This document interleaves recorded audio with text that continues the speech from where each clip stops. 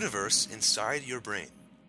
The title of this audio has been named after a chapter in the powerful personal development and business development book called The Answer by John Assaraf and Murray Smith.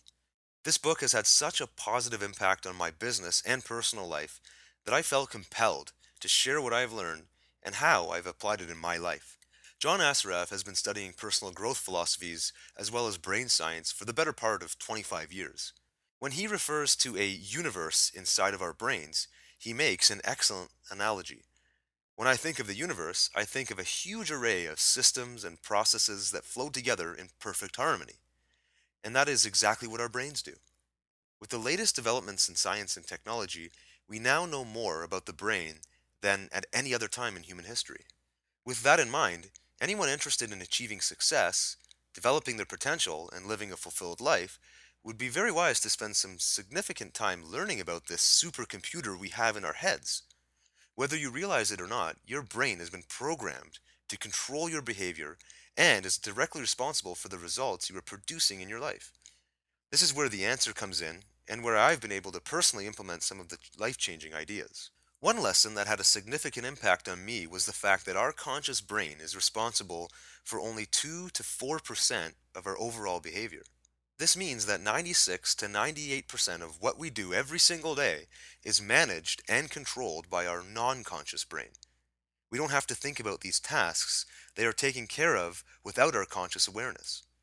Examples I have noticed for myself include sitting in a chair, getting dressed, chewing food, writing notes, and even driving my car. These tasks did require my conscious attention at some point earlier in my life, but through repetition have become installed in my non-conscious brain. What's amazing is that it is almost impossible to list out all of the activities we perform on a daily basis because there are so many. With the awareness that only 2 to 4% of these activities require us to actually think, it becomes quite obvious that using willpower or other similar forcing functions to reach a major goal in life is futile at best. The true solution is to reprogram the non-conscious section of the brain so that those automatic actions work for us and move us towards our goals. Here is one example of how I made this work personally. Knowing that I had many goals that I had not yet reached and being aware of this conscious-non-conscious relationship, I was able to sit down and mentally review my self-limiting thoughts and behaviors. Some of my personal examples included wasting time reading unimportant email, eating a snack when I was not truly hungry, reacting with anger when a situation did not go as I wanted it to, starting a good business book but not completing it or implementing it. The list goes on as well. By simply becoming aware of these non-conscious habits, I've been able to organize my own personal development routines to replace these actions with more positive and empowering ones. I will shed more light on this as we move forward in this audio. Another lesson that I learned from The Answer has to do with what some people call self-image, or in the case of this book, the thermostat in your brain. The idea was originally described in the 1950s by Dr. Maxwell Maltz in his famous book, Psycho-Cybernetics.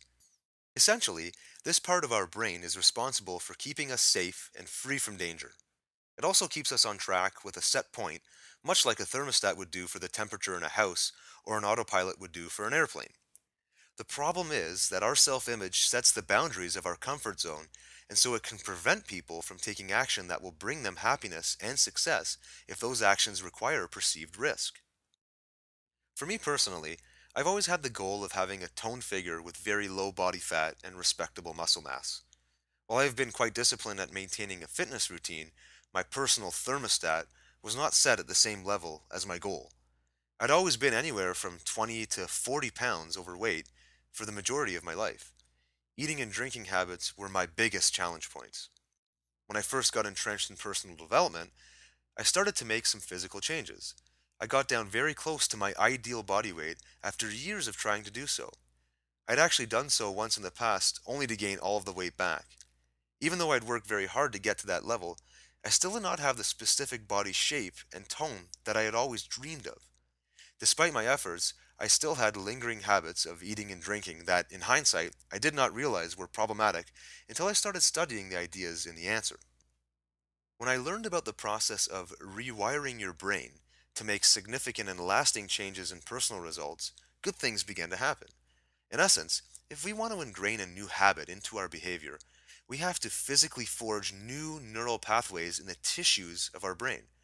This is not a process that happens overnight, but rather something that takes time and repetition. Once I actually understood this process and studied what was going on inside of my brain, I was able to create 30, 60, and 90-day challenges for myself where I would perform new tasks and create new habits that move me closer to my ideal vision of my personal health. Those challenges help me form habits that I keep with me today and have made me a much more healthy person overall.